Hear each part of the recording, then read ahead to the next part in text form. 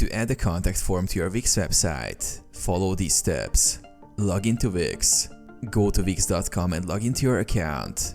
Open the website where you want to add the contact form. Access the Wix editor. In your Wix dashboard, click Edit Site to open the Wix editor. Add the contact form. In the Wix editor, click on the Add button. From the menu, select Contact. You will see several pre-made contacts from templates. Choose one by clicking on it. Customize the form. After adding the form, you can drag it to your desired location on the page. Click on the form to edit the fields. You can also add new fields as needed. To customize the design, use the Design button to change colors, fonts and style. Set up form settings. Click the form and select Form Settings. Set up the email notification for when a submission is made. You can also integrate the form with other tools like Wix automations. Publish. Once you're satisfied with the form, click Publish to make it live on your site.